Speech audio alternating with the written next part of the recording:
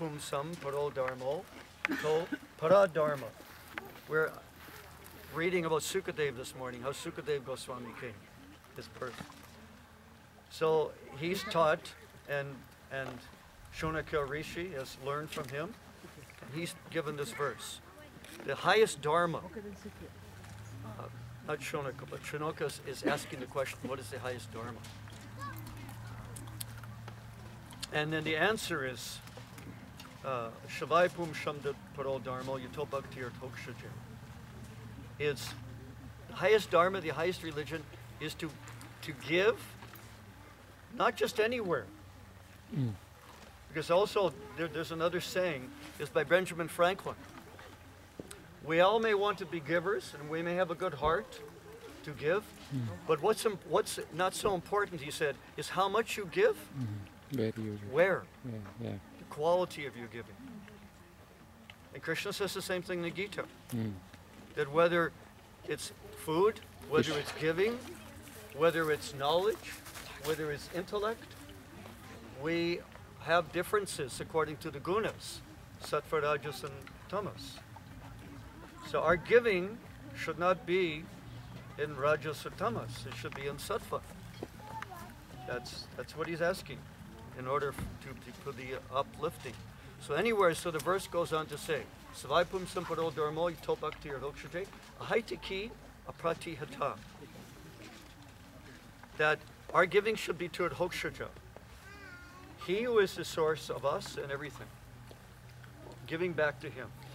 Because if we want to know who is the biggest giver, Krishna. Is Krishna. Even bigger than the cow.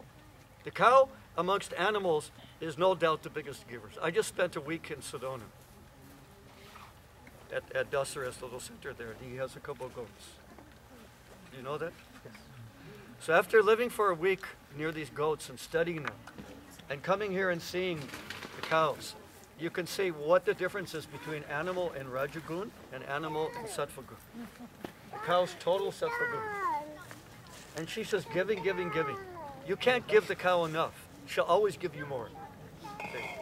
So she's that kind of animal. But even more so, Krishna, God, is the biggest giver. As the Upanishads say, Prabhupada was fond of quoting this verse, Nitya Nityanam, Chaitanas Chaitananam, Eko Bahunam Yovadadhati Kama. That one Nitya, eternal person, is always giving, fulfilling the desires, Kama, for all the eternal, individual Atmas that we all are. See? So he's always giving, giving, giving. And he's just waiting as he's within our heart, so many lifetimes, Vasupana Sayuja Sakaya, is within the heart along with the Atma, or as he says in the Gita, Ishvara Sarvabhutanam Hridesha Junatishtadi Ramayan Sarvabhutani Yanturudhani Mayaya. As we're traveling from one machine to another, one bodily machine to another, our friend is there. That's Paramatma. And he's always asking, so what you want? You remember you wanted such and such and such and such? Now I've given you a body. Now you take it. And you get these things that you wanted. And he's just waiting and waiting and waiting for us to finally say, no, I don't want all those things. What you want? I want you. He's waiting for that. He's willing to give us all these things and all the bodies to get all those things, but he's waiting for us to say, I just want you. So that's the difference between loving him and loving the things that he will get to us. There's a big difference. He's waiting to give the real gift. Yeah. You know, I had a nephew, a young nephew, who loved to go hunting.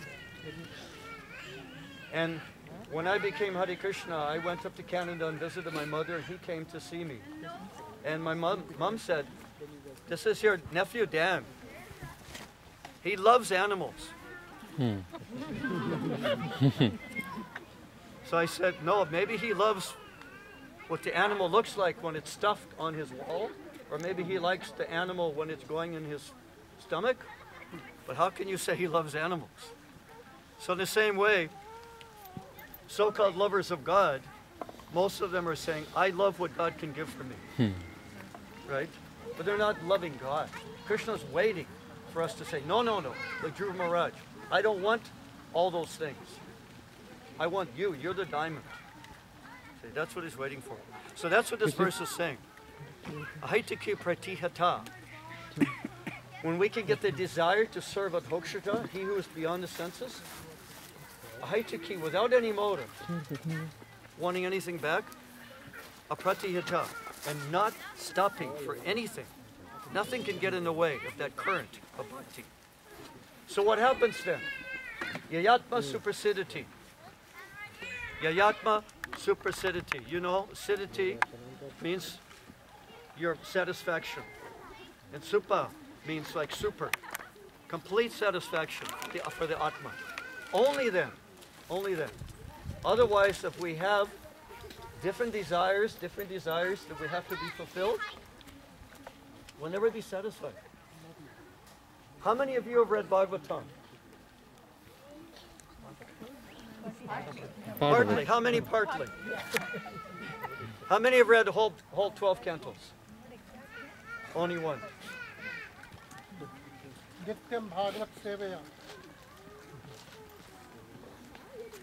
Eighth canto. There's a Leela of Bali Maharaj and Vaman. Okay? Bali Maharaj has told Lord Vamandev, who's come as a little dwarf Brahmin, that I'll give you whatever you want.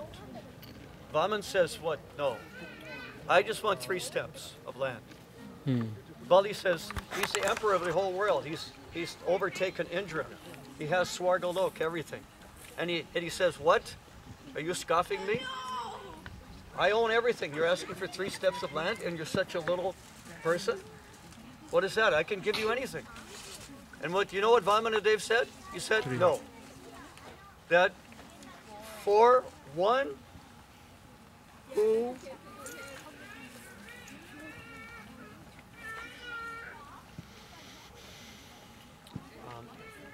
the whole universe is in its entirety. The whole universe and everything in its entirety cannot satisfy the senses or cannot satisfy a person. Now this is the way it goes. All the things that are there in entirety in the universe that are there to satisfy a person's senses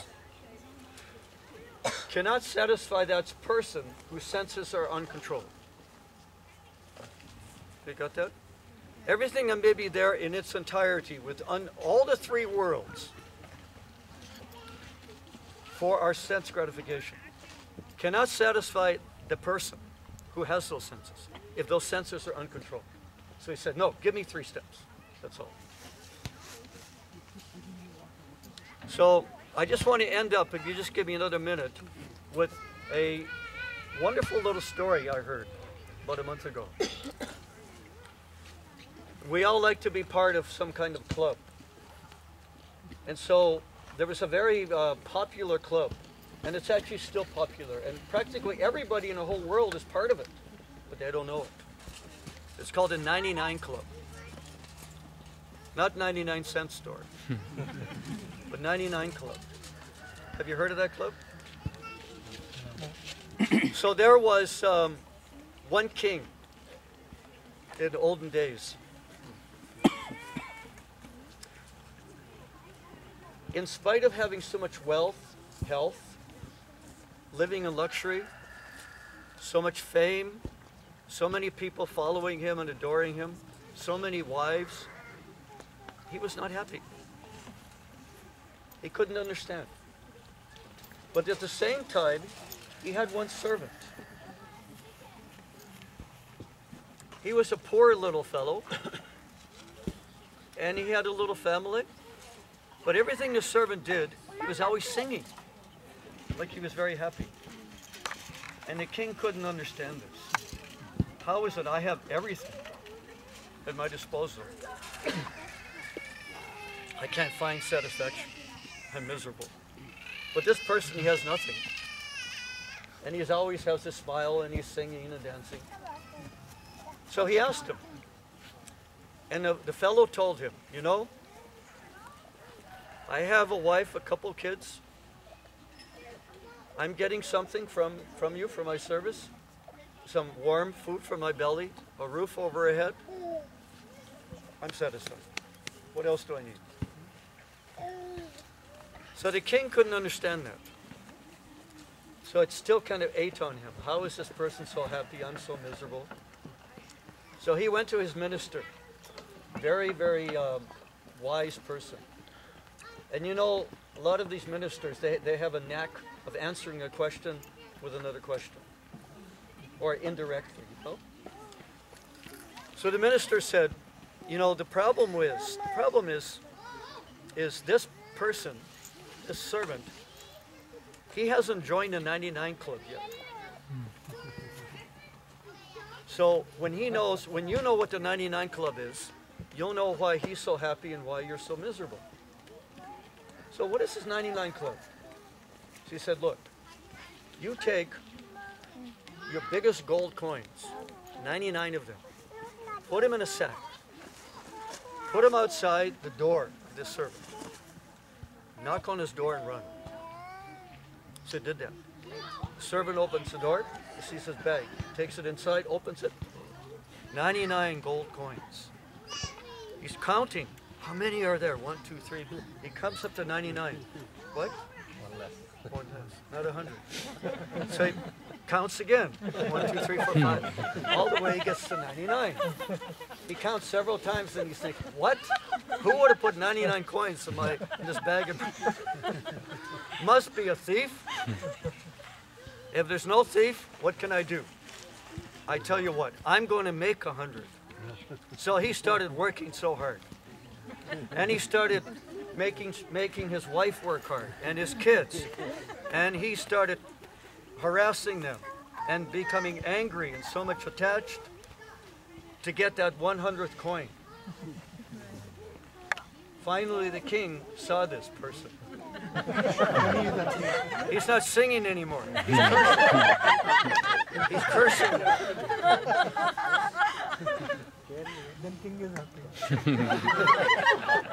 So the king goes back to the minister and he said, what happened? The minister said, he's part of the 99 club.